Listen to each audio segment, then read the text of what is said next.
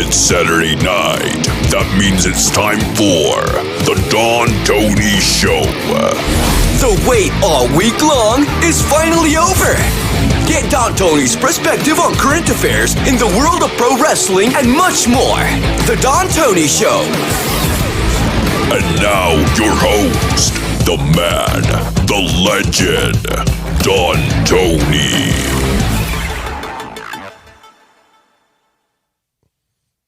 Yes, we are live. And do you know, I was this close of recording the show last night in advance and then just posting it for everyone. But we ended up doing it live. Welcome, everyone. It is October 29th, 2022. This is the Don Tony Show. I am Don Tony, as always. Hope everybody is enjoying your weekend. Here in New York, it is a very surreal anniversary. 10 years ago this weekend, Superstorm Sandy hit our area. And, it obviously affected me and my family big time. And, over the years, people have asked me to post public my home video of what the damage did to us directly, and I've never made that public. I posted on Patreon many, many years ago, just to show that some of the stories I told, I was not exaggerating at all. But I think tomorrow on the sit down, I think I'm going to share some of that footage. To think what went down, and they call it a 100-year storm. They weren't kidding. I have 60 seconds of video I'm going to share with you now. This was 10 years ago today. This was the day before the storm, and we thought the worst scenario was a little bit of water damage and a lot of mud. And you'll see how stupid I was. Just look at my shoes. And this was 10 years ago today. I know it's not, 1080, but it'll have to do.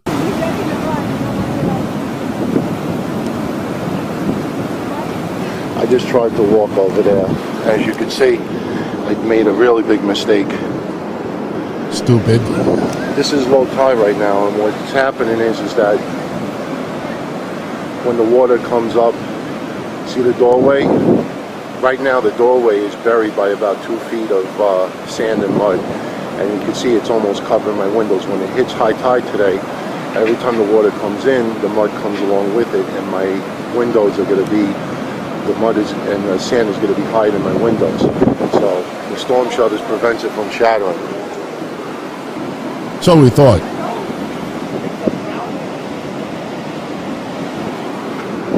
I didn't realize how deep it was. My father thought that was going to stop the storm. Yeah, well, 24 hours later. Would you like to see what my apartment looked like 24 hours later? There you go. There you go.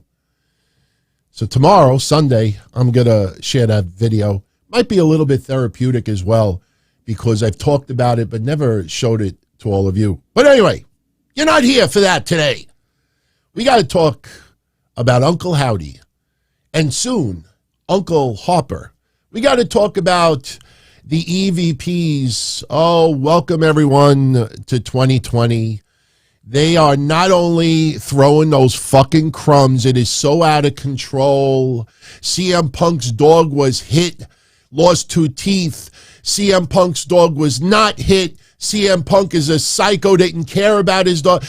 Do you see what is going on the last couple of days? I can't wait. I can't wait until this Thursday. This Thursday, Podcast Forbidden Door 3 goes down. Look, JD is not one of those reporters doing that. Let's make that clear. But, it is going to be really interesting to see our viewpoints. Is the media and the dirt sheets, are they the ones hurting AEW more than CM Punk or anywhere else? I think so. Chris Jericho, locker room leader. Bryan Danielson, locker room leader. John Moxley, locker room leader. What do those three guys have in common, especially Chris Jericho, since Chris Jericho has already said this publicly? Guys, gals, shut the fuck up. Stop leaking out shit to the media. Malachi Black doesn't appreciate that some of his very personal conversations with AEW management leaked to the media. Have you paid attention to what has gone on in the last 7 days with this media? And my new toxic word, originally it was NDA. Recently it was NDA. Now my new toxic word is camp. Camp. Oh, the CM Punk camp told us. The Kenny Omega camp told us.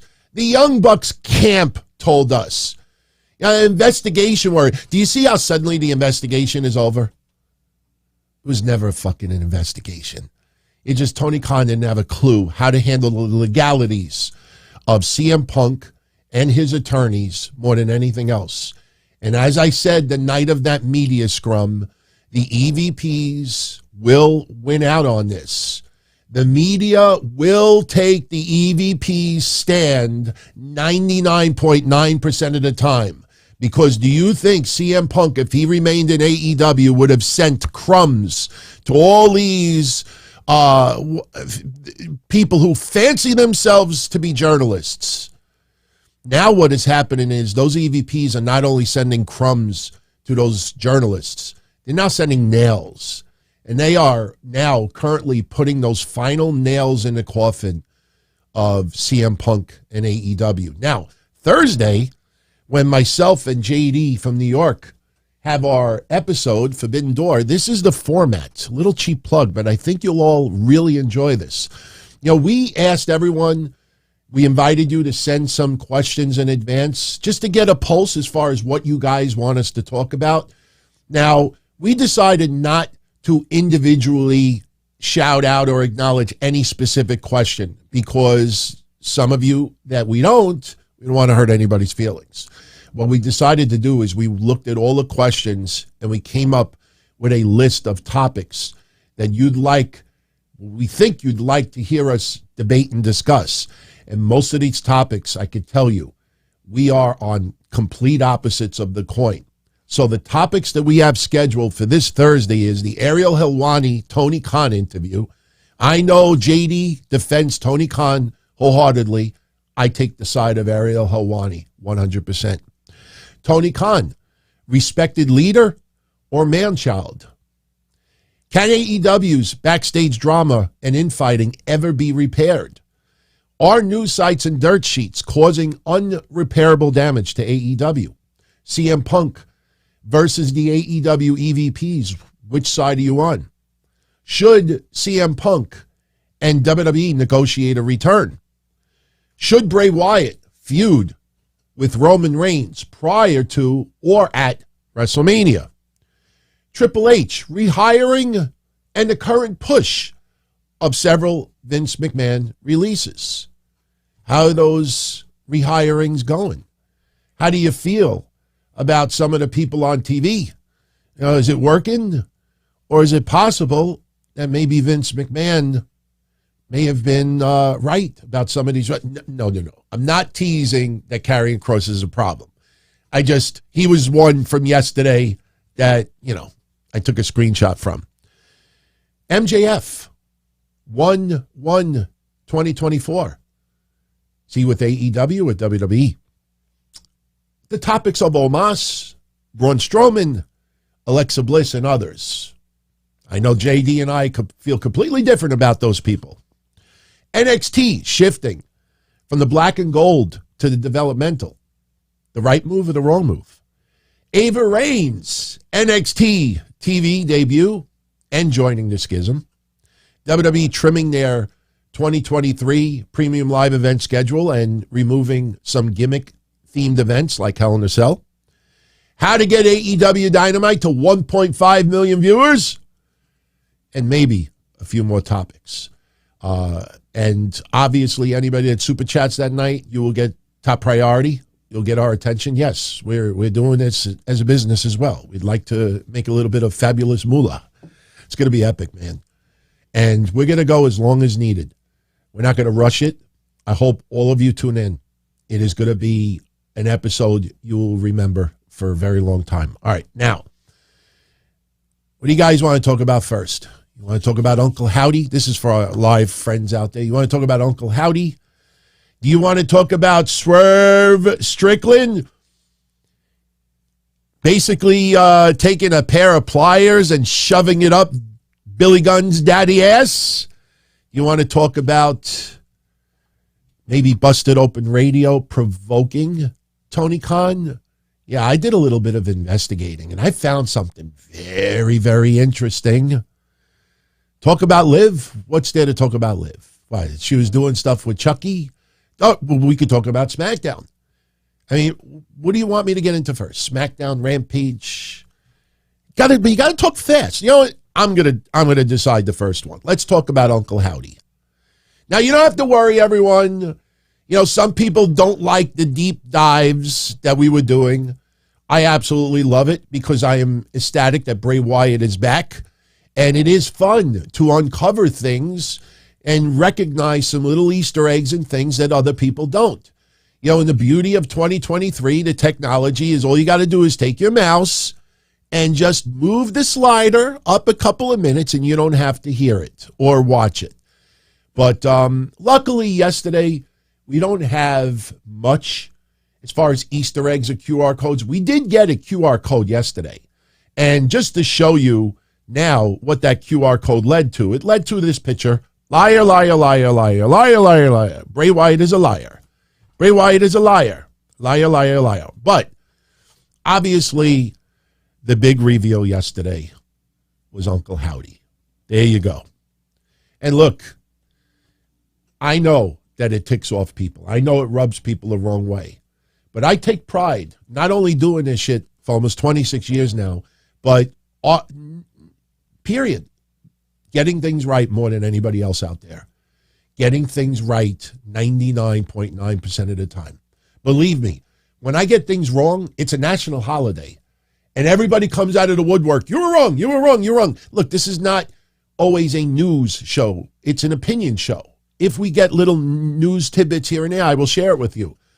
But last week I said, and I'm not replaying last week's show, no worries, but last week I said, that Uncle Howdy that we saw last week, that was a mask.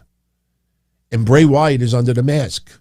Because controversy to all those sites, those newsletters, who are now so fucking embarrassed that they were wrong, that they still got to kind of tease it and tweak it and manipulate it and gradually move the needle so they don't look as stupid as they do. This is Bray Wyatt feuding with himself. What you see on the screen is a visual representation of Bray Wyatt's mind. Yesterday, we saw Uncle Howdy. We saw Uncle Howdy talking, and it was a mask. Exactly what I thought it was last week. Now, the question is, who is under the Uncle Howdy mask? You go online, people will try to convince you that it's Bo Dallas. People will try to convince you that it's others. They have to, because for about 4 weeks, they clickbaited you and jerked you off with this Wyatt 6 reveal faction, Grayson Waller, Joe Gacy. Yeah, Joe Gacy, yeah. Ava Rain is going to become the leader of the schism and kick Joe Gacy out so he could be Huskus the Pig, wrestling under rubber. So stupid, man. So, Pete, but hey, you keep clicking on their shit.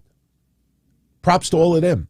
Props to all of them. I hope they make trillions of dollars out there. You keep getting suckered. Not you, but people out there keep getting suckered. You deserve it. So now, who was under the mask yesterday? I'm going to stick with what I said last week and what I said 2 weeks ago. When I said the 6 shades of Bray. Wyatt 6 is 6 personalities of Bray Wyatt. Uncle Howdy is Bray Wyatt. It is another personality of Bray Wyatt. Now, I can't show you the video because I'll get myself in some copyright trouble. But I am going to play the audio of what Uncle Howdy said.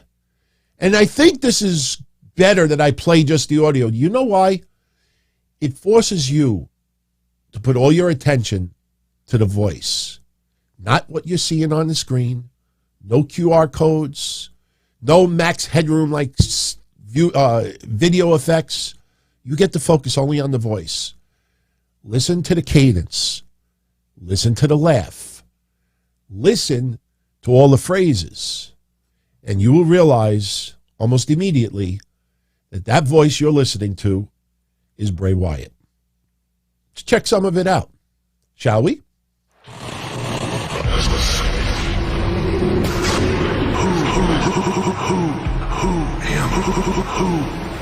Who am I? I'm just the ghost of the man who sold the world, of course.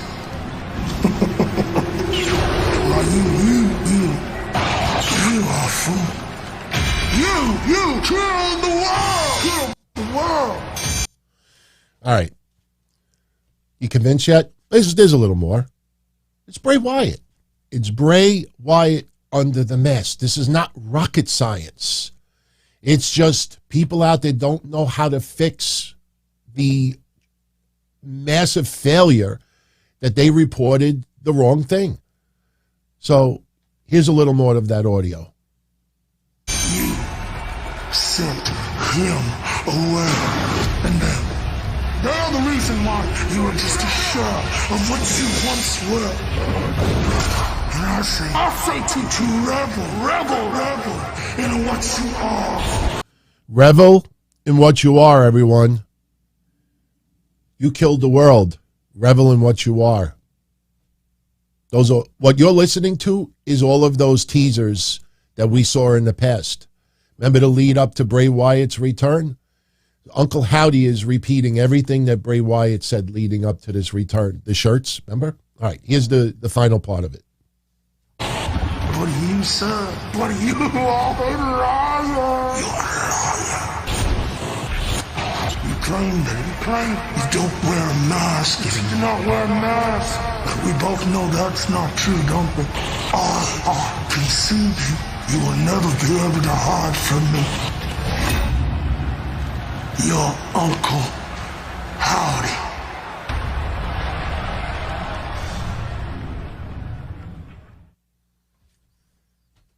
Easy peasy. Bray Wyatt under a mask. Now, I saw this come in right before we went live, so it's a great spot for me to throw this out there. Thank you very much, Just Joe. Just some lunch money for nailing Uncle Howdy as a mask and Bray Wyatt wearing it. Thank you. I always love lunch money. My question is, who do I think will be under the Uncle Harper mask? I'm going to stick with what I've been saying. Uncle Harper will be Bray Wyatt as well. And Uncle Harper will be the good. Believe me when I tell you, Uncle Harper, that is a tribute to Luke Harper, Brody Lee. I assure you that there's no way that Uncle Harper character is going to be the personification of evil. That is going to be, and you know what? One of the most beautiful outfits that Brody Lee wore was that white outfit. Now, I have not seen any prototypes of what this mask is going to look like. I haven't heard anything. All we know is that WWE trademarked Uncle Harper. But my immediate thoughts, just thinking about it, I expect that mask to be bright. It's going to be positive, and we may see some white as far as the colors, almost like an angel. And I think this is going to be the battle. As I wrote in my synopsis, I think 3 weeks ago, Uncle Howdy versus Uncle Harper. I think that's where they're going with this. So that's what we got yesterday. And look, I'm looking forward to it. I do want to kill a rumor that is floating around. I want to kill this rumor.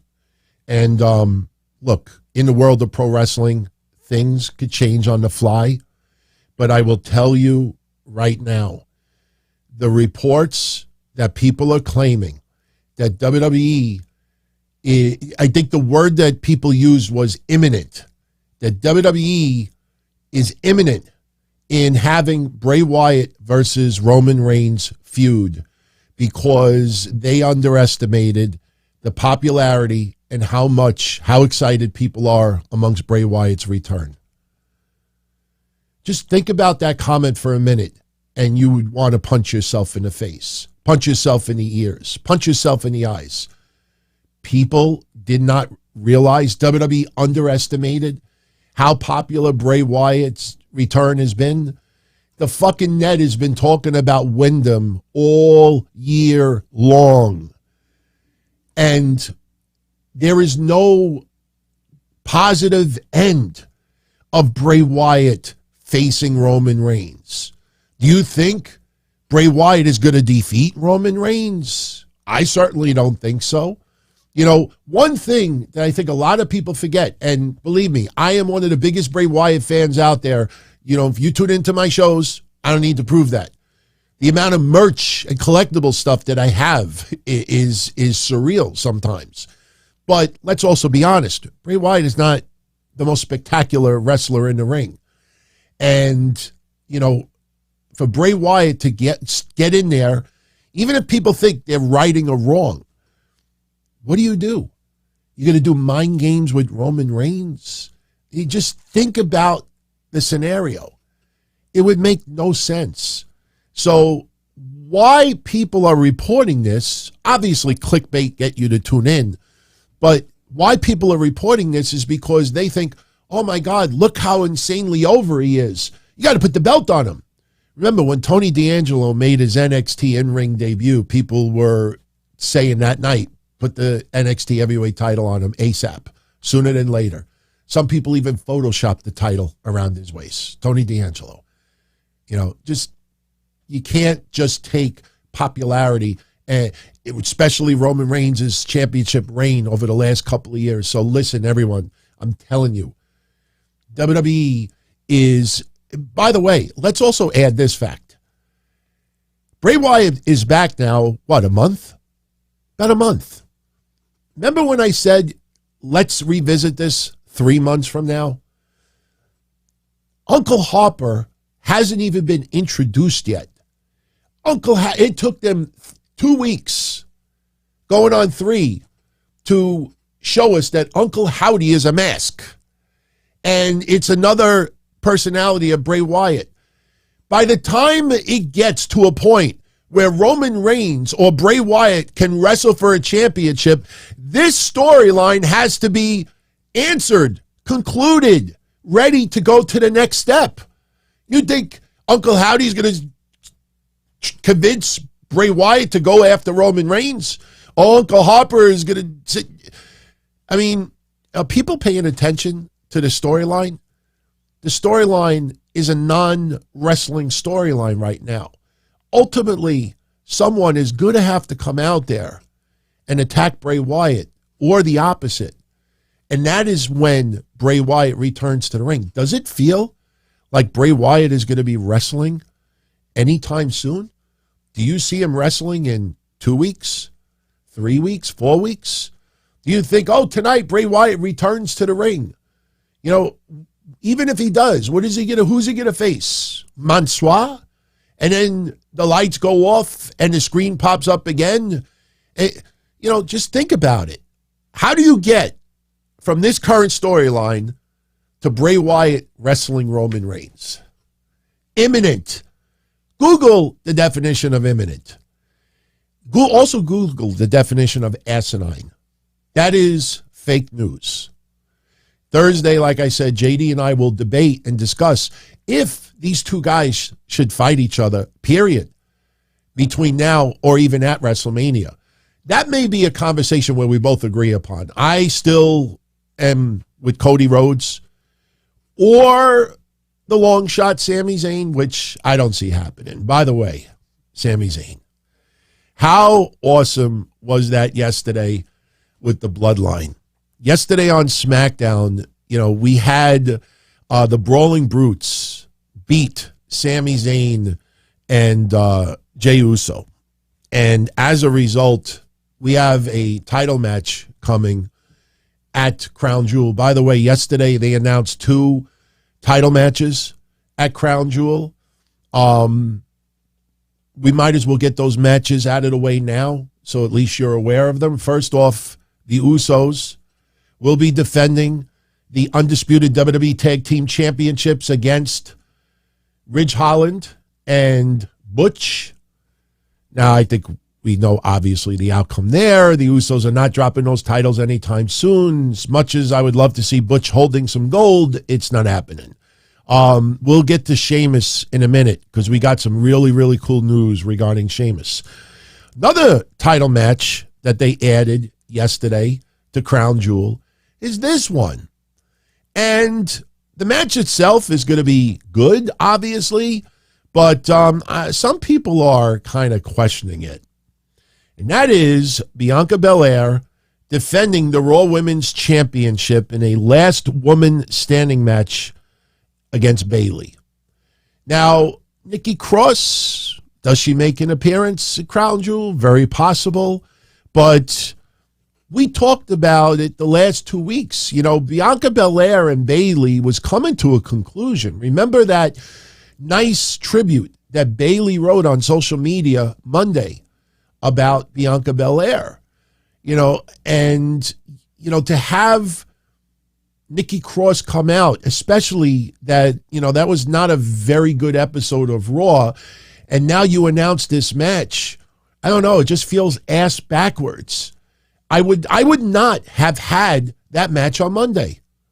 I would not have had that match on Monday. I would have waited a week and then have Nikki Cross, maybe you have Nikki Cross make her return as Nikki Cross at Saudi Arabia. What she did on Monday, she could have done in Saudi Arabia this coming Saturday, a week from today.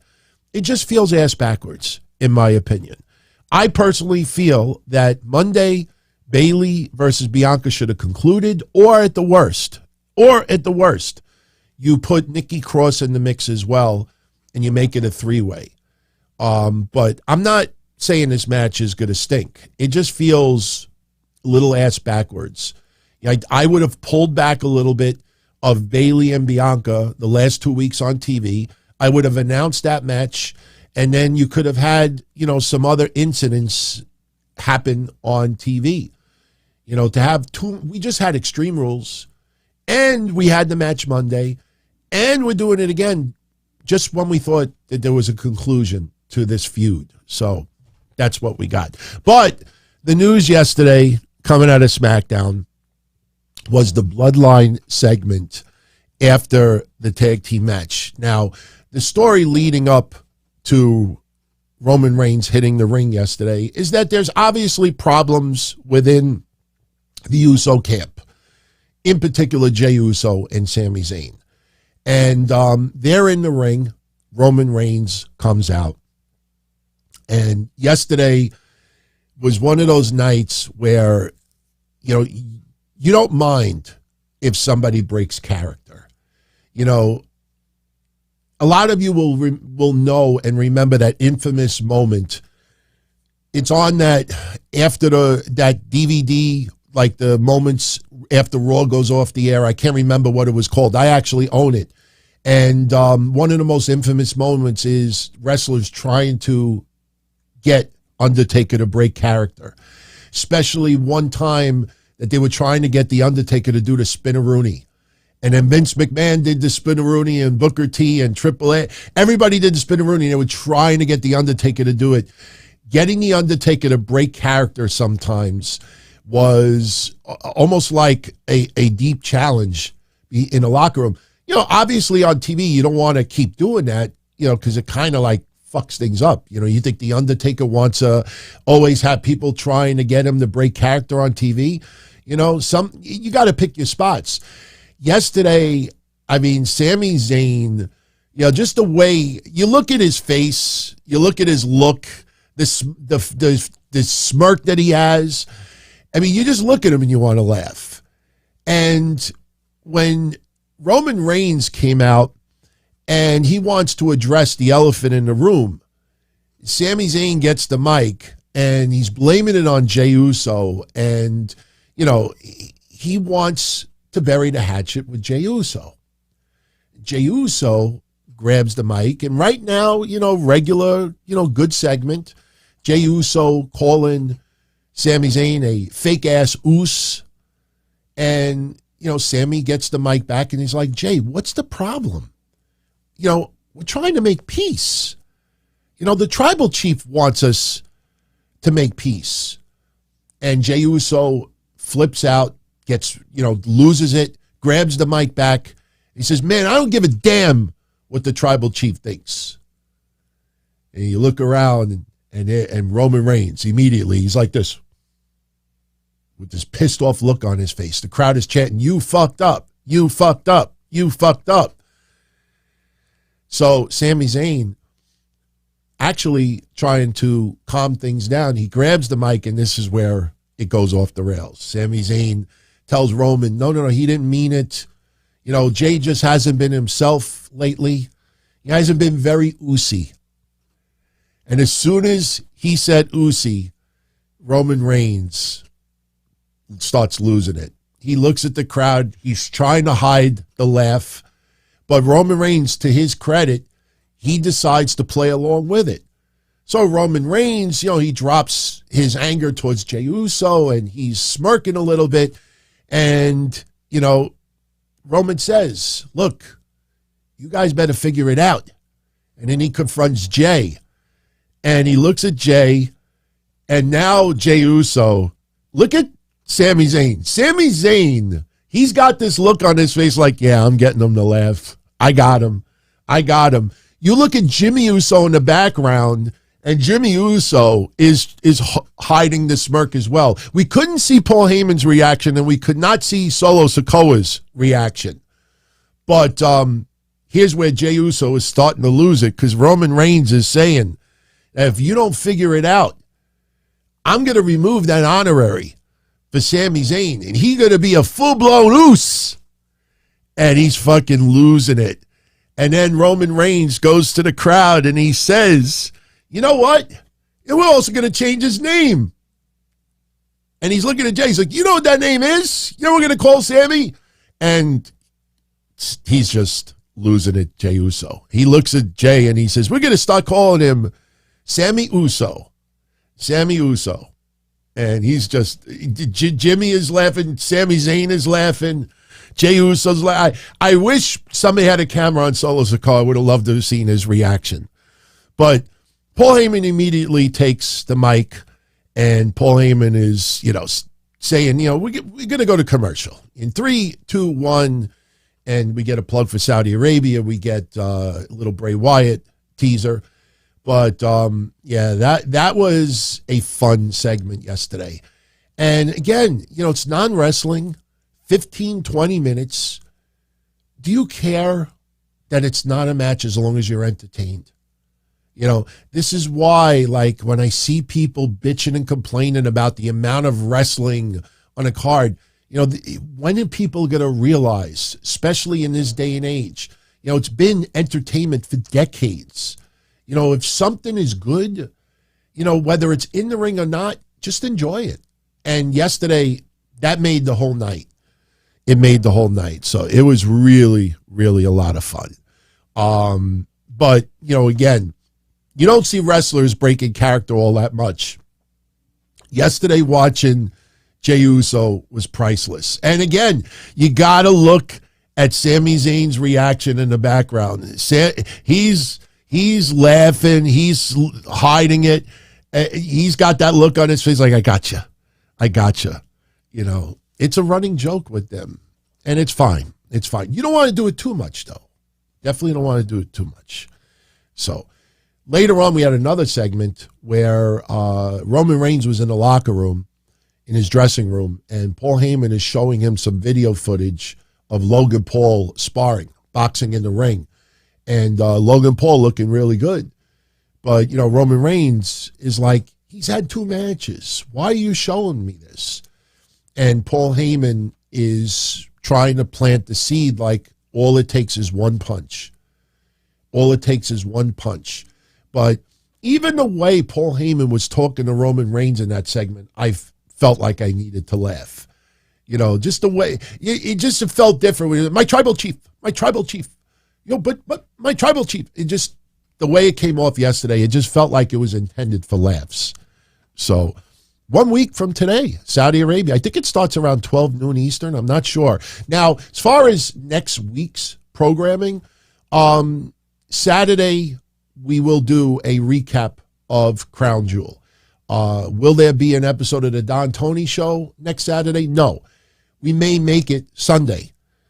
We may just skip a week with the Don Tony Show because remember, Thursday is the episode with JD from New York.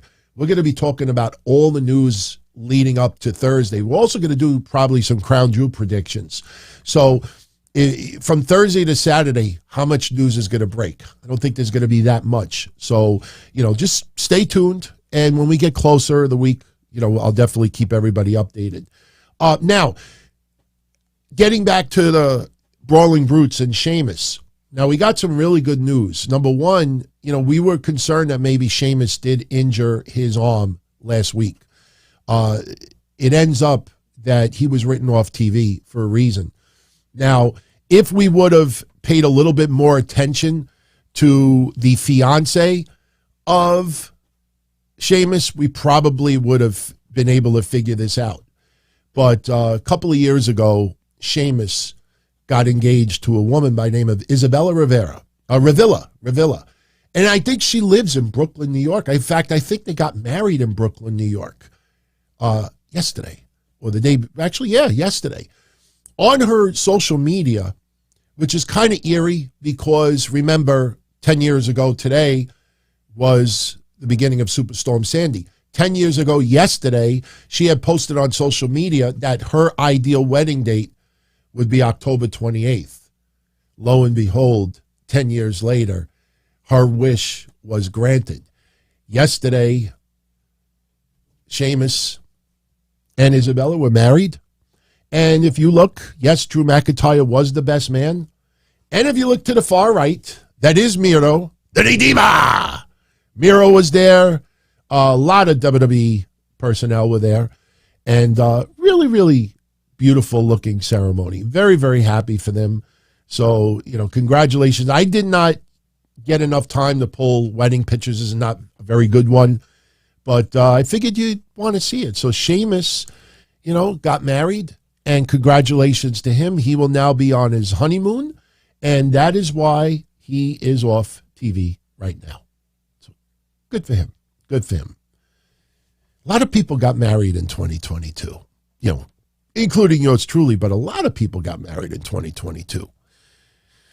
All right, just to wrap up SmackDown, we had a final vignette for the Viking Raiders. Now we will see them hit the ring once again, and Sarah Logan will be with them. New Day beat Maximum Male Models in a very quick match. Sonya Deville does a backstage interview talking about Ronda Rousey's open challenge for last night. And she said one person that won't accept that challenge is Liv Morgan, and basically throwing the bad words to Liv after losing in Extreme Rules. Well, Liv Morgan snaps, shows up, beats the fuck out of Sonya Deville once again. Yeah, there is a sticker in the background of the moth or whatever that is, the cocoon, the Bray Wyatt moth symbol. People think that that's associated with Liv Morgan. But she flips out, and then we find out next week we're going to have a no DQ match. I think a last woman standing, falls count anywhere. It's going to be a wild brawl with Sonya Deville and Liv Morgan. That's going to take place next week. Braun Strowman cutting a promo on Omos, leading to their match at Crown Jewel next week. We had Hit Row beating Legado del Fantasma. And I don't know how I feel about it. Remember, Hit Row only has two men. Swerve is busy in AEW shoving pliers up people's butts. Legado del Fantasma has 3 male members. Hit Row only has 2, so they teased a third member. I saw a few of you yesterday saying that, why not make it Rey Mysterio? And I thought about it. It's a great idea because that could break out into Rey versus Santos. That's a match I've been talking about the last couple of weeks. I'd love to see. But, you know, the pick that they did, obviously it's a popular one amongst the fans, but I think that was to cover up some of the caca that we saw yesterday during that match. They ended up having Shinsuke Nakamura as their partner. You know, Shinsuke, it's odd. Tony D'Angelo reaches out to Shinsuke to take on Stax 2 weeks ago. Now Hit Row reaches out to Shinsuke to be their partner. Like, you know, you think of Tony D'Angelo. Hey, how you doing? How you doing? Hey, Shinsuke, I need a favor. You know, I don't picture Hit Row. You know, like, you know, wowie, this would be coolie. Shinsuke, you know, join us so we could beat I don't know. It just felt so random. But they had the match yesterday, and it was good.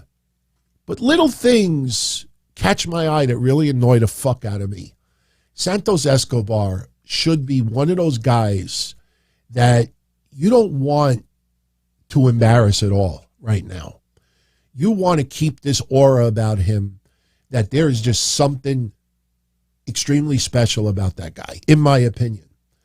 And look, you are going to lose matches. You know, remember, Triple H with the 50-50 booking. Yeah, that happens still. And I think people don't pay attention to it. But AJ Francis yesterday did a very impressive move. I thought it was great until I counted how many seconds this took. Look at your screen. AJ Francis is standing on the top rope. All right. Now, he's not going to walk the rope or anything like that. But look at Santos Escobar. He's just staring at him. Now, suspension of disbelief storyline, I would just shake the rope. I would just maybe drop his, you know, just swing his legs underneath him. He's just standing there looking. Now watch. AJ Francis has to do his hit row thing. He's got to do this hit row thing. And meanwhile, look at Santos Escobar. Frozen in time. He's still staring at him. Just watching him, and then taking that. I didn't like it at all. I thought the finish was sloppy. I thought it made him look like a goof. And, you know, it got covered up because Shinsuke, you know, ends up getting the tag and he hits the Kinshasa. So, everything is good. You know, fans are happy. The good guys won. I did not like that yesterday, in my opinion. Did not like it. You know, if Santos Escobar was just selling that he was in a daze and he's not looking, but again, you just look at him and that motherfucker is just staring at him. Staring at him while Hit Row is doing their moves and everything. I just thought I didn't like it at all. Sorry. I didn't like it at all. Yesterday, we had an open challenge for Ronda Rousey SmackDown Women's Championship.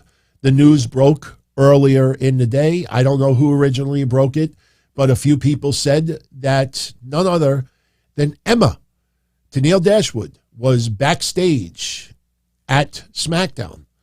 Now, interesting how nobody is bitching about the name Emma, but it ends up that Emma did come out. She made her return. She took on Ronda Rousey, and it was a decent match.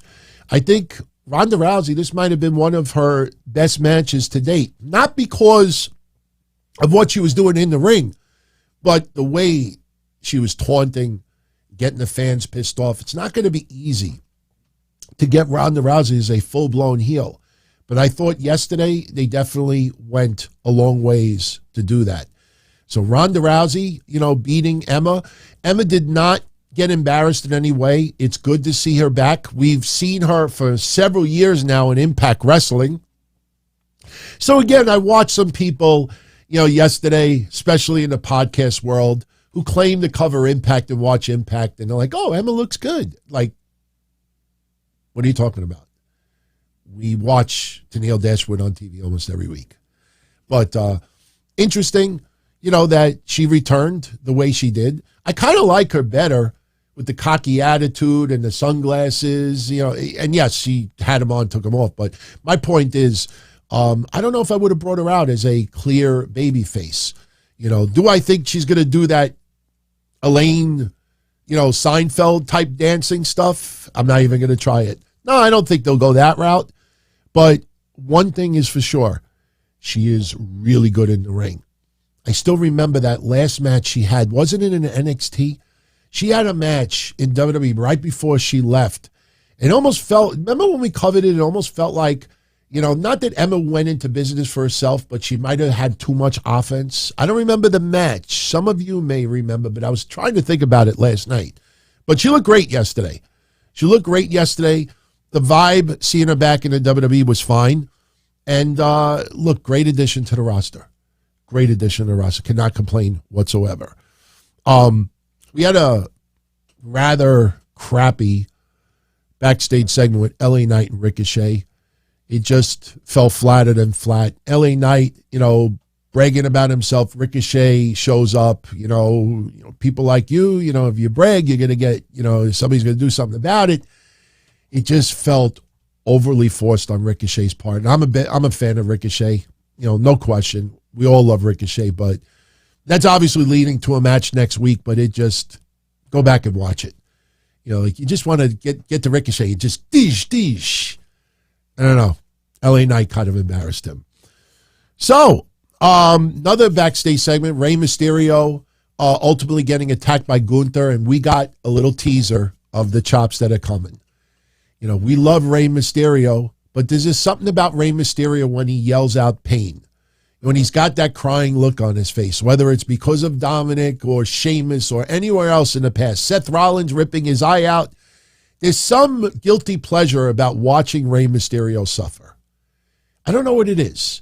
I think back in the day when we used to talk about Hornswoggle, because Hornswoggle is the size of a small brat, that you kind of have this guilty pleasure, hey, that brat does deserve to get slapped across the face once in a while. We don't condone hitting children. Hornswoggle is not a child. He just happens to be the size of a child. But Ray taking that chop yesterday, oh my God, what is coming in 2 weeks? Woof, woof, huff. So Ray gets attacked by Gunther. So next week on SmackDown, actually, no, it's next week. What am I saying? Next week, Ray versus Gunther for the Intercontinental Championship. And we're going to have no DQ next week, Liv Morgan versus Sonya Deville. Then the closeout SmackDown, Bray Wyatt comes out. Hey, this is the real Bray Wyatt. This is me. Before he could really get into it, he's talking about the fans and the way they're treating him. He almost feels a little vulnerable that he has to do something really crazy. And before he could say anything else, screen lights up. And that's when we get the Uncle Howdy, as I showed you earlier. And Uncle Howdy, you're a liar. You claim you don't wear a mask, and we both know that's not true. I could see you. You'll never be able to hide from me, Uncle Howdy. That is Bray Wyatt under a mask. Bray Wyatt is feuding with his inner demons. That is the storyline. That is how they went off the air. And as I said earlier, that QR code that they showed, if you zapped it, it led to this picture calling Bray Wyatt a liar. So fly Bray Wyatt. Howdy is not Bo Dallas or Barry Windham.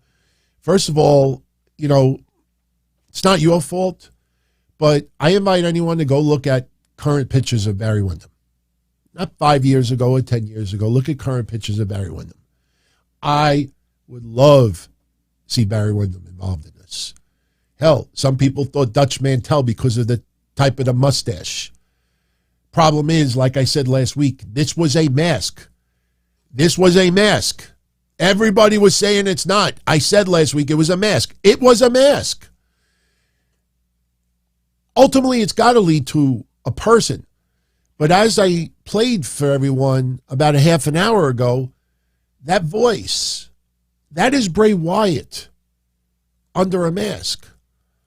And if Uncle Howdy debuts in the ring as a wrestler, the first time that son of a bitch cuts a promo and it no longer sounds like that, what we heard yesterday, people are going to throw it up, bring it up, show it, compare it. So this is Bray Wyatt battling his inner demons, the 6 shades of Bray. I get it. There's a lot of people out there with a lot of egg on their face who rolled with the Wyatt Six being a faction, that the pig was going to wrestle, and Grayson Waller. And people are left with a lot of egg on their face. This is pro wrestling. Bray Wyatt ultimately has to hit the ring. Bray Wyatt ultimately has to wrestle. How do you get to that point? That is up to WWE. That is up to Bray Wyatt. For now, I'm enjoying it. I'm enjoying it. Bray Wyatt is 10 minutes of a 2-hour show. I'm not going to complain if that 10 minutes doesn't involve wrestling. But in the end, we want to see Bray Wyatt wrestle.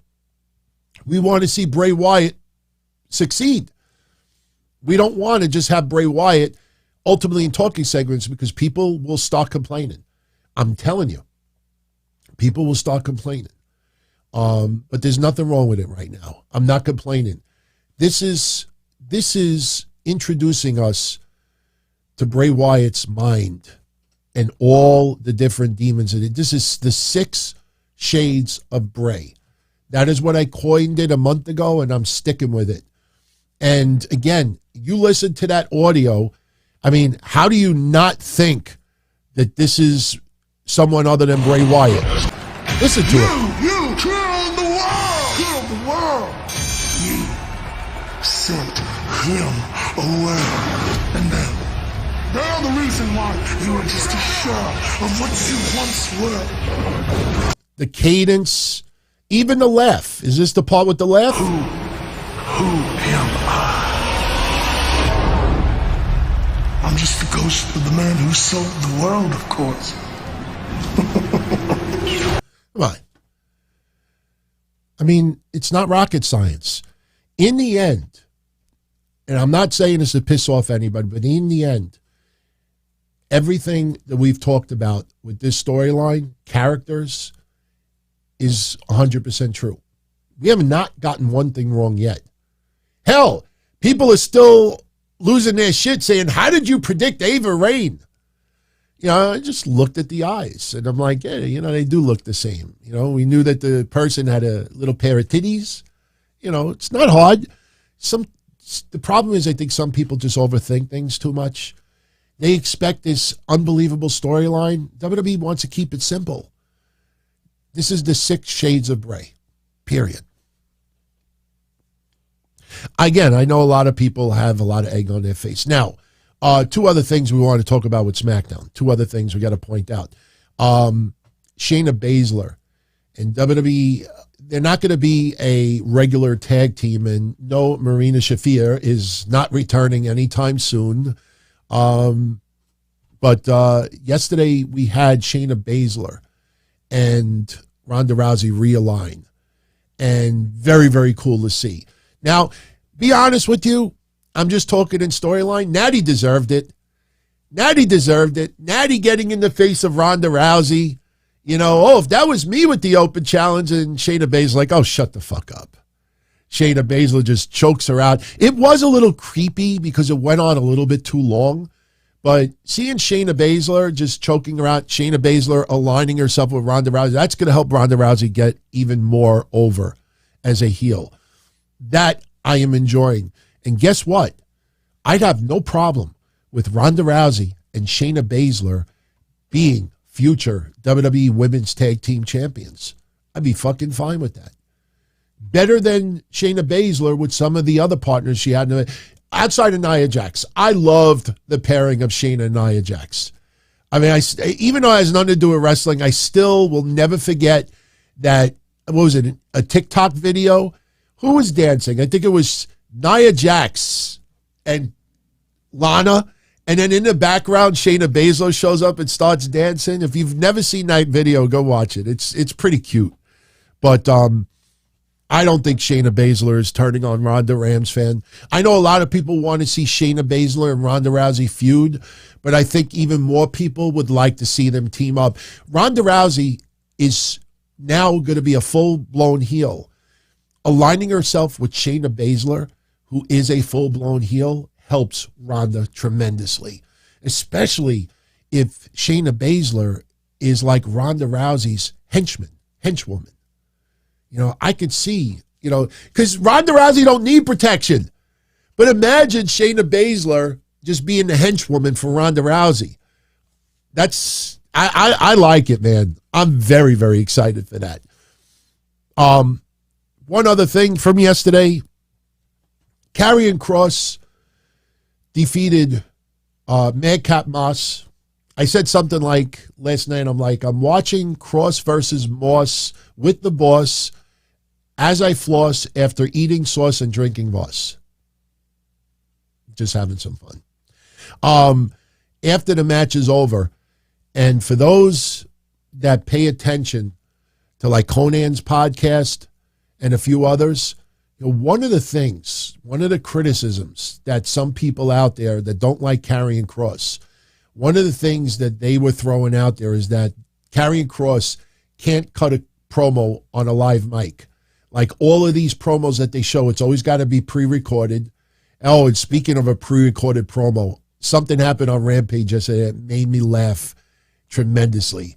Yeah, we'll talk about it. Tiger Life, we'll talk about that in a minute. But after Kross chokes out Madcap Moss, he gets on the mic and he's calling out Drew McIntyre and Crown Jewel and what he's going to do to him. And, Kross, excellent promo yesterday. And he even gave a little compliment to Moss. He's like, hey, at least he didn't, he fought me like a man. It didn't attack me from behind. But Kross calls out Drew for Crown Jewel. And then after Kross is done on the mic, he chokes out Moss a little bit more. Crowd, I'm not going to lie, was kind of dead to it. He got some boos. It felt like it was piped in a little bit, and I didn't like that. Sometimes I think a light reaction is better than what sounds like obvious boos being piped in.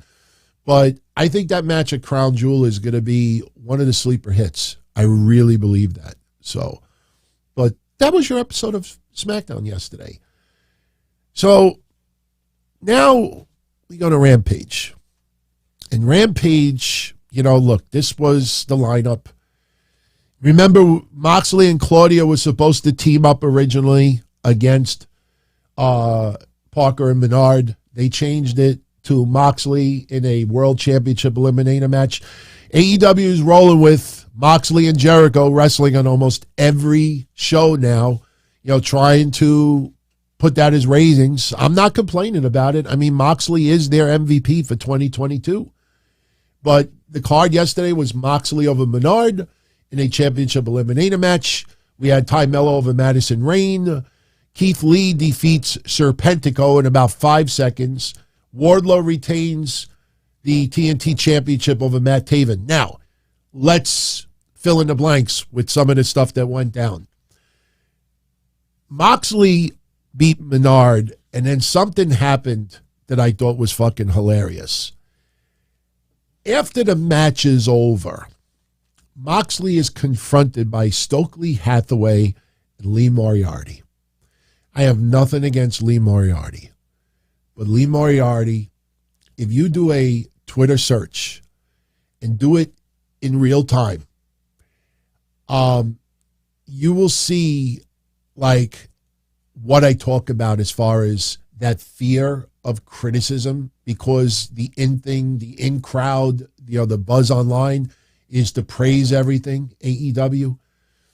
And you got these people, Lee Moriarty versus Jon Moxley, LFG, OMFG. And I'm like, I have nothing against Lee Moriarty.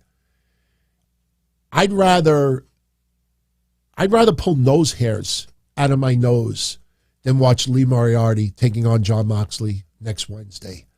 That is almost when Adam Cole cut that promo a long time ago, and he's like, I'm going to start, it's about me, and I got to start going for the championship, and my road to the championship begins this Friday when I take on Evil Uno. So Lee Moriarty comes out yesterday, and Stokely Hathaway is throwing the bad mouth to Jon Moxley. So Lee Moriarty, there's an open challenge issued for Lee Moriarty take on Jon Moxley next week. What was funny about it is Lee Moriarty is wearing a Tiger-style shirt. Now, if you don't know what Tiger style is, Taiga, Google it. But the funny thing is, as you see on the screen right now, you see Lee Moriarty with his hands folded, his arms folded, and, checking out Jon Moxley's response. You're going to fight me on Dynamite? Moxley says, bring it. But what was hilarious about it, you got to go back and watch it. I promise you, you will look at it and you'll laugh. Lee Moriarty, I guess Tiger style, is you can't cut a live promo to issuing a challenge to the champion. They pre-recorded a video of him just cutting a promo challenging Moxley. It's all it was. I mean, if they didn't put Lee Moriarty on the stage, they should have just had him on the Titantron and say, hey, Moxley, make it seem live. They pre-recorded Lee Moriarty issuing a challenge, and while this is playing, Lee Moriarty is there live like this. There was no video package where we're seeing the career retrospect of Lee Moriarty and how serious he is and people who he's beaten, this and that. All it was a challenge to Moxley. And Lee Moriarty is standing on the stage, the video is playing, and the only vibe I got was, why aren't you cutting this fucking live? I mean, if people are going to make fun of Karrion Kross saying he could only cut pre-recorded that was asinine yesterday. I watched that and I'm like, Tiger style? What the fuck is that? You can't cut a promo live? You got a pre-recorded? Can you imagine how many takes they had to do? They're like, all right, Lee, I'm going to have you go on the stage Rampage on Friday and you're going to challenge Jon Moxley and you're going to talk about Tiger style and everything like that. All right, do it now, in the back. All right, take two. Moxley on Dynamite. Take three. All right, we got to pre-record this motherfucker. This guy mumbling over his words. Lee, do you have lisp? What's wrong with you? No. Hey, Moxley, on Wednesday's Dynamite. How the fuck you pre-record a challenge? You're standing on the stage live, and he's like this. Awful. Keith Lee beat Serpentico in about 15 seconds. After the match is over, we're about to get an interview from Keith Lee. Hey, at Full Gear, Swerving on Glory takes on the Acclaim for the Tag Team Championships. Now, I like Keith Lee when he cuts a promo. Greetings and salutations. Blah, blah, blah, blah, blah, blah. But before Keith Lee could say anything, yo, listen. They hit the ring. The Acclaimed and Keith Lee are in the ring.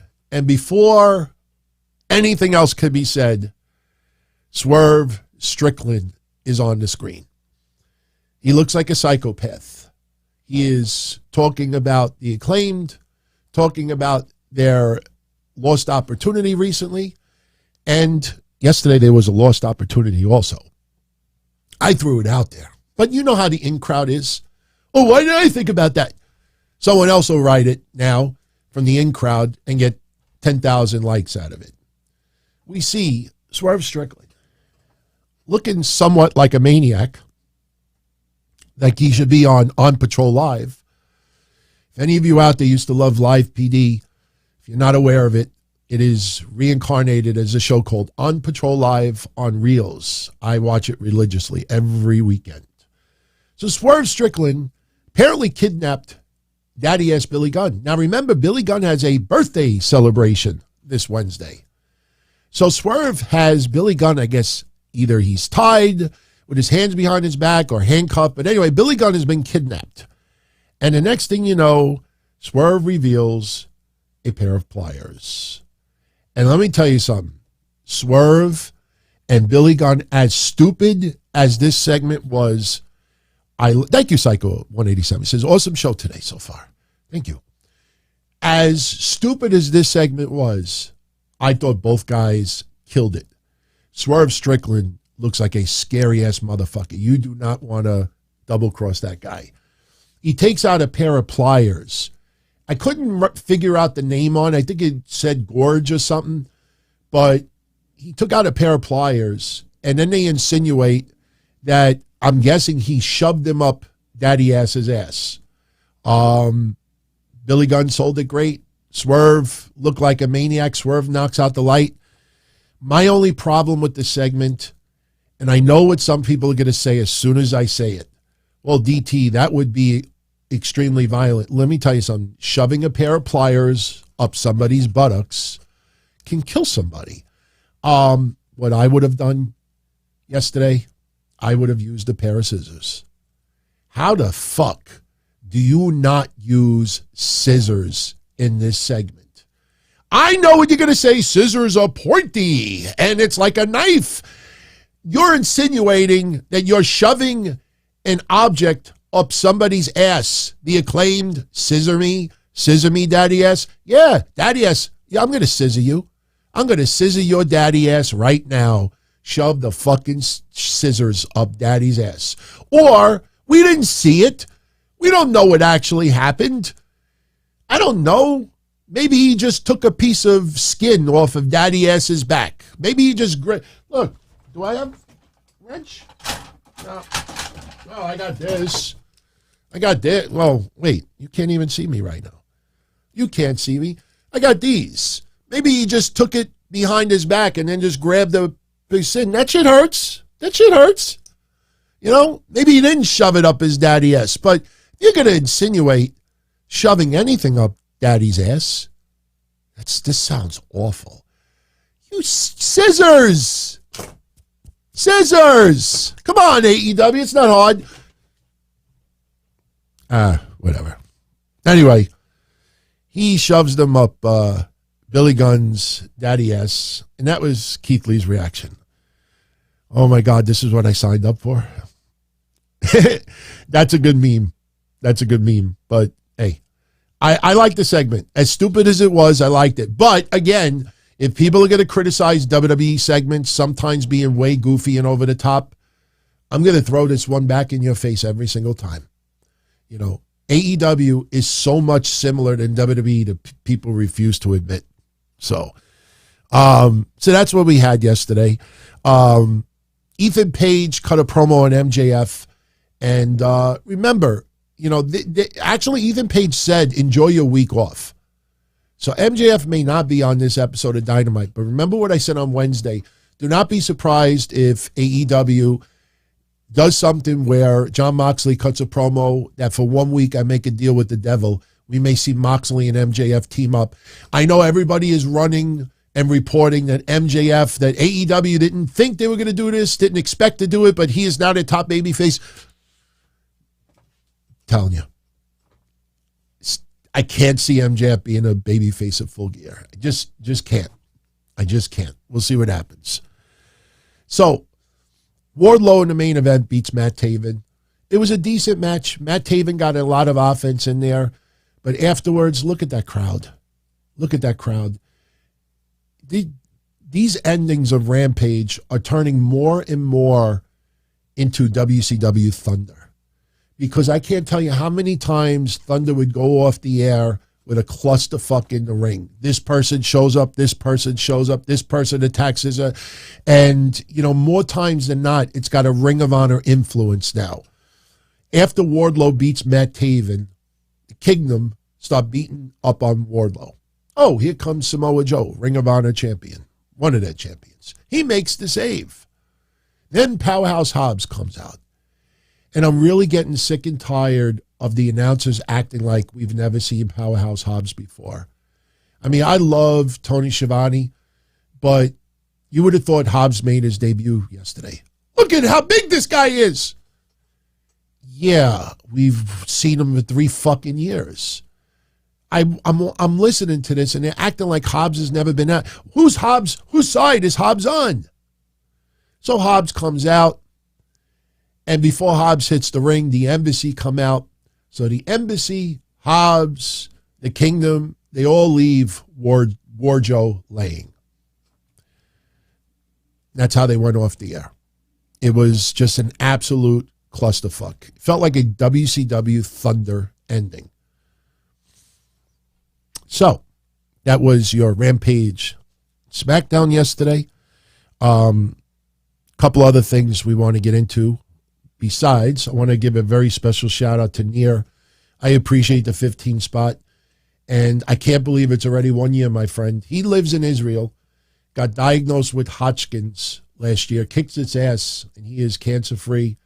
And yes, continued prayers for you, the Middle East, everything going on over there. You know, I like hearing good news. We don't hear much in my neck of the woods about the Middle East, you know, obviously with so much shit going on over here. But I always like to see good news coming from your neck of the woods. So very, very happy for you, my friend. Continued peace. Much love. And I know a lot of people tuning in live have a lot of appreciation for Neer as well. So thank you, Neer. Big shout out. Big shout out to Chris Cutrer. Thank you for the 20 spot, my friend. You go. Everyone complaining about the Ava Reigns thing should look at it like this. She's in a group with some good workers and veterans, and the best thing for her to do right now is to watch and learn. This is the best for her. Well, listen. The lineup that we have coming with yours truly and JD, if you see the list of topics, 3/4 of those topics, we know we disagree in our views. And I know when we talk about Ava Raine, we have a totally different view on this.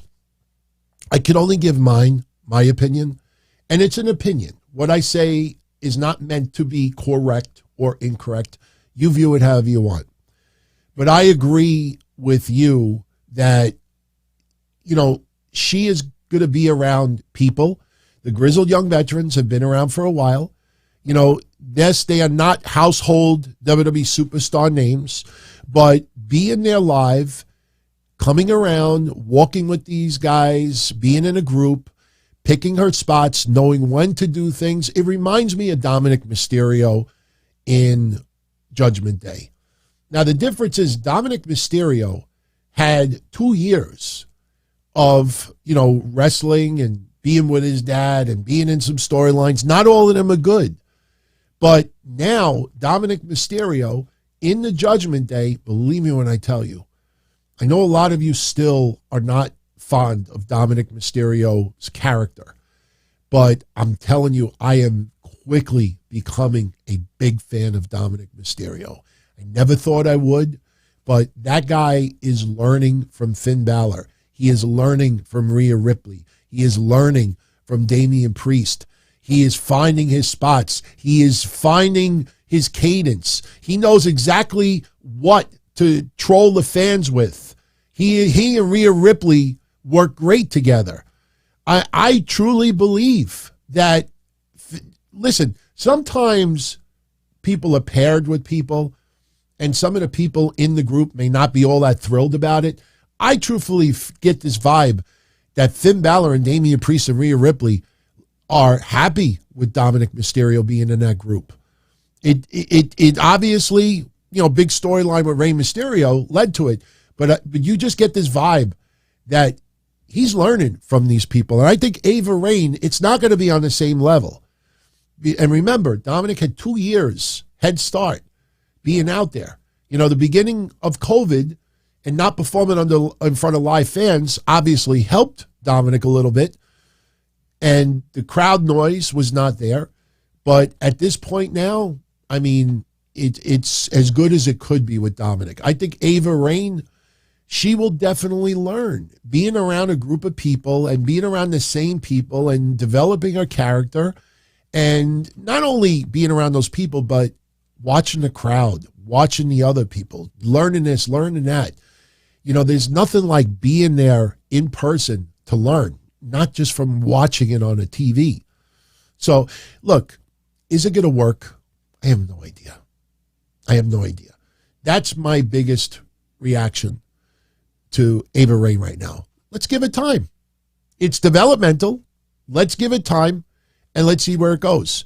If it doesn't work out, I'm sure the fans, including us, will address it.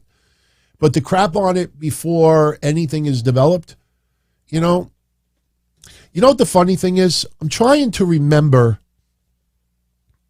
The Rock in the Nation of Domination. And I'm not comparing The Rock to her. I'm just trying to remember when The Rock joined the Nation of Domination. At that time, the fans were already hating The Rock. Rocky sucks. Rocky sucks. They hated Rocky Maivia. I mean, the Blue Chipper, they did not like the character at all. When Rocky joined the Nation of Domination, you had Farouk, you had D-Lo, Godfather, different characters, gimmicks at the time. But my point is, it got a little controversial early on because Farouk was pushing more about the race card. Remember, when the Nation of Domination was originally formed, it felt like it was more about race. That infamous promo that Farouk cut being interviewed with Vince McMahon.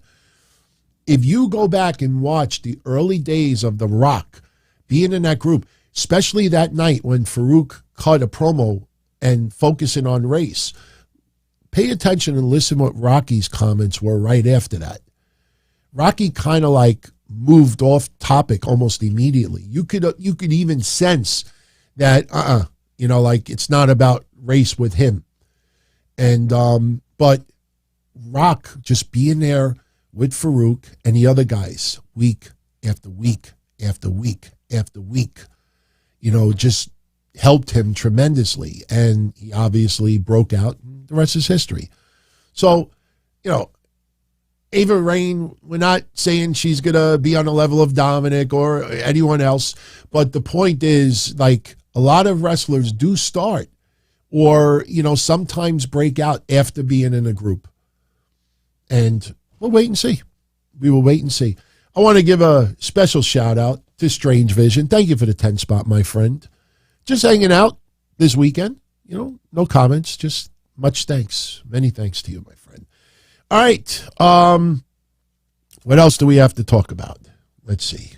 We have, okay. All right. Let's talk a moment about Busted Open. All right. I don't want to cause any controversy here, but I got to bring something to the surface that no one has. And you decide for yourself if I'm onto something, because I believe I am 100%.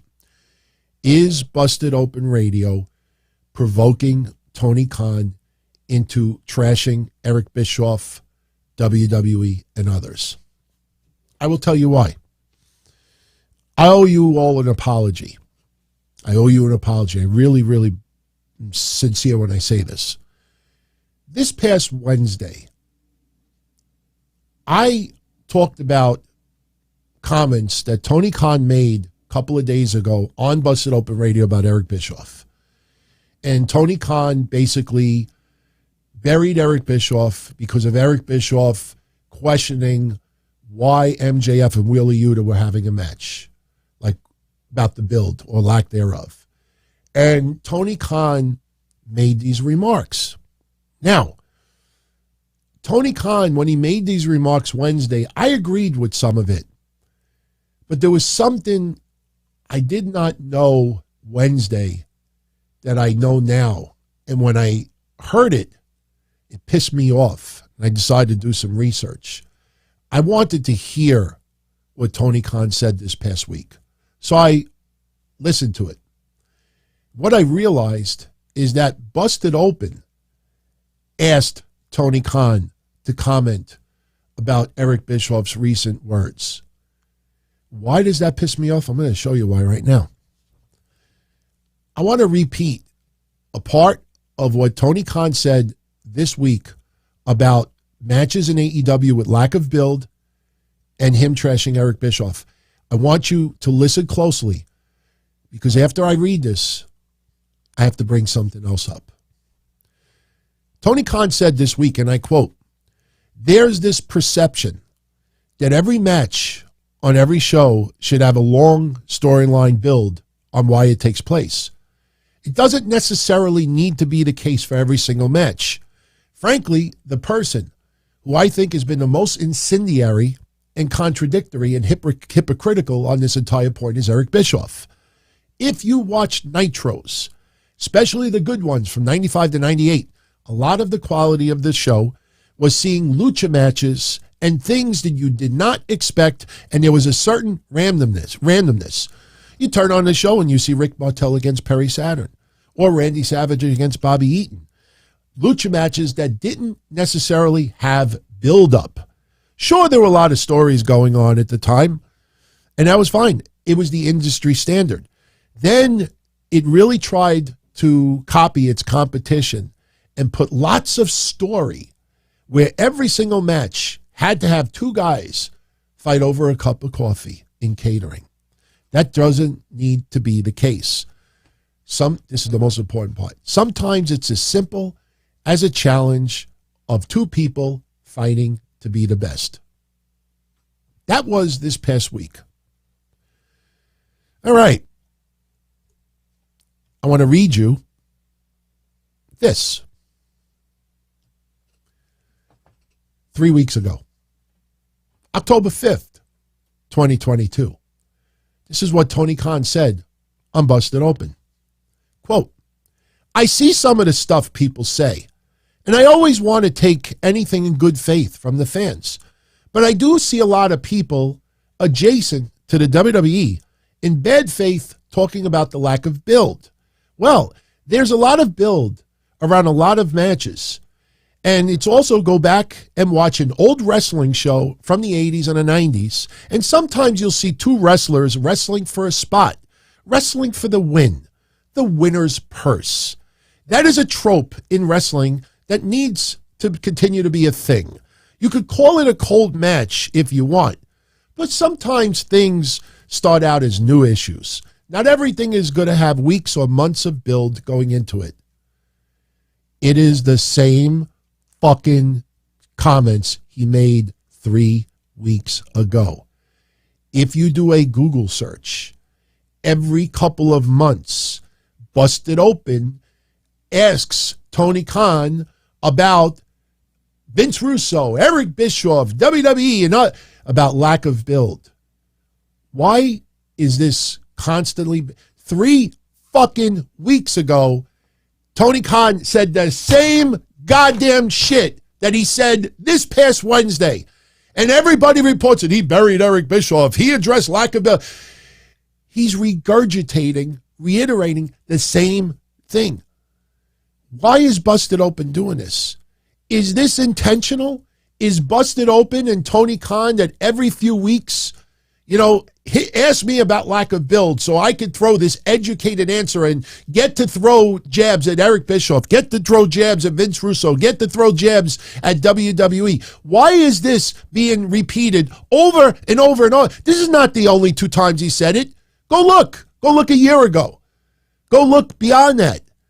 When I listened to it Wednesday, I did not realize that Busted Open asked him the question. I just thought Tony Khan is just, throwing it out there, provoking Eric Bischoff. No.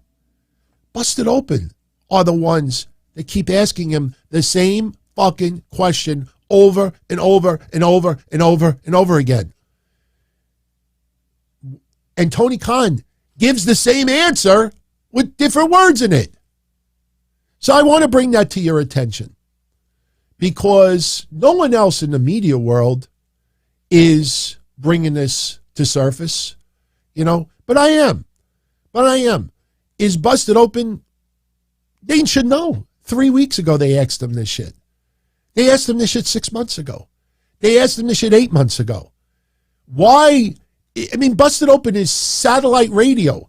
These guys have been doing it for a long. You don't think that, that they don't in advance, hey, I'm going to ask Tony Khan about, the lack of build. And won't someone just say, wait a minute, didn't we just talk about this with him 3 weeks ago? Why are we bringing it up again? So is Busted Open doing this to intentionally provoke Tony Khan? Are they doing it with the intentions, with Tony Khan knowing that this is just another, making Tony Khan, seem smart with addressing the build? Why are we hearing the same fucking answer? You know what that reminds me of? Hulk Hogan in TNA. Remember when Hulk Hogan for 3 years straight, remember when I played it on my show many, many years ago? For 3 years straight, Hulk Hogan did interviews And he talked about, you know, what he was going to do for TNA and what he was doing. He was talking about pushing the younger guys and that. And he kept saying that if I can't get to turn this around, then I will take my ball and I will go home. And he said the same fucking thing year after year after year. And he just recycled it over and over again. So what I'm curious to know is this being recycled by Busted Open to just trigger Tony Khan into trashing people? Or is this something that Tony Khan and Busted Open have discussed? You know, hey, hit me with the build. Eric Bischoff opened his fucking mouth again about lack of build. Hit me with it today. So I could just say, and he's saying the same fucking thing. We just heard this 3 weeks ago. So I just wanted to put it out there because everyone out there is reporting it as if it's a new thing. If you do a Google search and search hard enough, it's going to kind of like blow you away how many times this has been discussed on that show. And somebody's fucking around. Somebody is fucking around. So I figured I'd bring it to the surface. That is what you call investigation. So guys and gals, I'm going to start wrapping this up. We are at 90 minutes. So again, I invite you to join me tomorrow for the sit down with yours truly. It will be the entire show, with the exception of 10 minutes, 14 minutes, will be whatever you feel like talking about. You want to comment more about the Bray Wyatt, Uncle Howdy stuff, anything that we talked about today. You know, we will definitely talk about, more with the CM Punk stuff. You know, Thursday's going to be interesting. Because what this media has done, as I said at the beginning of the show, what the media has done this week, they're just out of control. They're just out of control. And I'll leave you with this. If you look at the thumbnail for today's show, it talks about CM Punk being called the cancer of the locker room. Okay? Now, a few people sent this story to me, and I want to read you 2 quotes. And then I'm going to say something. According to AEW sources that spoke with Fightful Select, Chris Jericho confronted CM Punk after the fight. He went to Punk and slammed him for his actions. In fact, it is reported that the Ring of Honor World Champion called CM Punk a cancer to the AEW locker room. Fightful Select. Sorry, Fightful. I subscribe to Fightful, by the way. They're not just me. I'm not shitting on, but I'm going to make a point. Fightful Select was told by numerous sources that Chris Jericho approached CM Punk, unhappy about the brawl, and again, detriment to the company, cancer to the locker room. Not just Jericho, but Dave Meltzer's report states many top names within AEW are not willing to work with CM Punk. Okay. You know what's missing in this? 2 things. Number one, where in this does it say, as far as Fightful, we reached out to Chris Jericho for confirmation and received no reply? You know why that's not there? Because Chris Jericho, only about a month ago, went online as trying to be the locker room. Remember when I said Chris Jericho is going to be the AEW's number 2? He's positioning himself to be the number 2 in AEW. Do you know why? What is absent with Meltzer and Fightful? And look, I respect those. I subscribe to Meltzer's newsletter, and I'm a member of Fightful's Patreon. So I support them. But I also have to be honest and call things out when I feel it's needed. Not ripping anybody, but I want to make this point. Do you know why neither one wrote, we reached out to Chris Jericho for verification and received no reply? You know why that didn't happen? Because Chris Jericho, a month ago, went online and basically said, these people need to shut the fuck up behind the scenes. Stop leaking things to the media. Do you remember the meeting that AEW had? Stop leaking things to the media. Stop putting shit out there. That's why I don't go to Chris Jericho. Chris Jericho's got a podcast. Chris Jericho tweets. Chris Jericho talks about everything. If Chris Jericho wanted it out there that CM Punk is a cancer to the AEW locker room and detriment to the company, Chris Jericho would have said it. But you see, Chris Jericho is trying to keep this under wraps and trying to make things better. I know a lot of people think Chris Jericho's out for power. Well, guess what? He deserves to be in power because he's doing what someone is supposed to do. He goes out there last week and he says that the vibe, like you have 98% of good things in the locker room and the vibe is good and it's been shown on TV and, not everything is negative. He's trying to portray a positive attitude and he's trying to get the locker room, stop leaking this shit. What do these people do? They're just throwing shit out there. They wouldn't go to Chris Jericho for verification because Chris Jericho would say, why the fuck are you putting that out there? If I wanted it out there, I would say it myself. So they're just throwing it out there for a grab, for attention, for a report, for whatever. That is awful, in my opinion. And look, on Thursday, JD and I will have a debate about the news media, about these outlets. Are they hurting AEW? Because Chris Jericho is trying to change the vibe and the perception about the AEW locker room, and the very opposite is happening. And they're throwing things out there, and you be the judge, everyone. You be the judge. Chaos, I really appreciate it. Thank you for the 10 spot. He can't fucking wait till Thursday. Yours truly, JD from New York. It is going to happen, everyone. This Thursday, 8:05 p.m. And listen, guys, don't forget, I know it's a cheap plug, but I'm telling you, they have some awesome shit right now. You got to go to manscaped.com. Enter the promo code Don Tony. Get 20% off your order. Get free shipping. We'll have some fun talking a little Manscaped tomorrow. But I actually just ordered some stuff for my dad. I didn't get him anything to like shave his balls or anything like that. But I got him some deodorant, some soaps, things like that. But, definitely good shit there. So we'll definitely give a little Manscaped love tomorrow. So it's Halloween, everyone. So, we all try to be scary, but, you don't want to be scary in the bedroom. You don't want to pull those pants down and hear some screams. And not because, oh, my God, it's so big. Yeah, you don't have to look like tiny version. Well, we'll keep it clean today. So thank you, Chaos. I appreciate it. It's going to be a fun night Thursday. I'm looking forward to it. We're going to be just on my channel. GMT, just on my channel. He is a guest on my show. So it'll just be here. And, like I said, we're going to when I go like this, you can click the link and see the preview. We have a list of topics, and we're probably going to add a couple to it, maybe tweak some of what's existing. But I promise you, every discussion we have is not only going to be stuff that's not going to get outdated anytime soon, maybe just the Crown Jewel predictions, or maybe we'll just have a little discussion about it. But almost every discussion is going to be something that, we kind of disagree about. Alexa Bliss, Omos, Braun Strowman.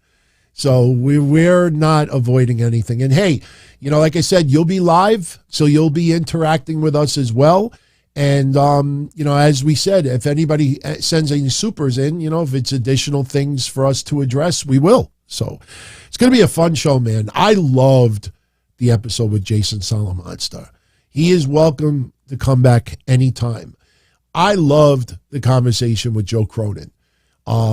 Did not think that we were going to mesh and gel that easy. And, it is nice once in a while to have a co-host, especially those that, really stick to how they feel. Some of my previous co-hosts with that as well. You stick to your guns.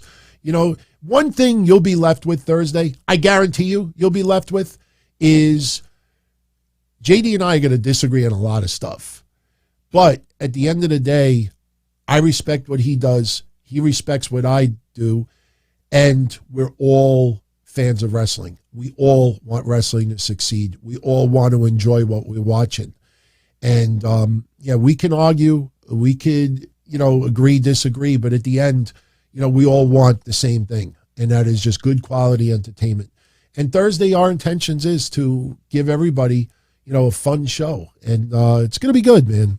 It's going to be good. All right, everyone. Hope you could join me tomorrow for the sit-down. It goes live at 8:05 p.m. Eastern. And, once we have JD on, then we have to start thinking about Forbidden Door 4. So I have a few people in mind, but right now, JD, there's going to be something epic. So be well, everybody. My phone is ringing repeatedly. So, I got to take my parents out for lunch. 10-year anniversary of Sandy, and, what they went through 10 years ago, I'm sure it's probably hitting some big-time emotional strings today. So got to take care of business. Be well, everybody. Much love. As far back as I can remember, I always wanted to be a podcaster. For me to live any other way was nuts. To me, those goody-good people who worked shitty jobs for bum paychecks and took the subway to work every day and worried about their bills were dead. I mean, they were suckers. They had no balls. If I wanted something, I just took it. I ran everything. I paid the bills. I paid the hosts. I even paid the masked maniac. Everybody had their hands out. Everything was for the taking. We always called each other good fellas. You would always hear from somebody. You're gonna like Don Tony. He's all right. He's a good fella. He's one of us. But if you're part of my crew, nobody ever tells you they're gonna get rid of you. It doesn't happen that way. There weren't any arguments or curses like in the movies. See, your haters come with smiles. They come as your friends, the people who've claimed they care the most for your life. And now that's all over. And that's the best part. Today everything is different. There's lots of action. I don't have to wait around for everything like everyone else. Oh, I didn't get the vaccine? Fuck you, vaccine me. Oh, your delivery guy has COVID? Fuck you, feed me. Right after I moved here, I ordered egg noodles and ketchup, and I got spaghetti with meat sauce. I'm no longer an average nobody, while they get to live the rest of their lives like a bunch of schnooks.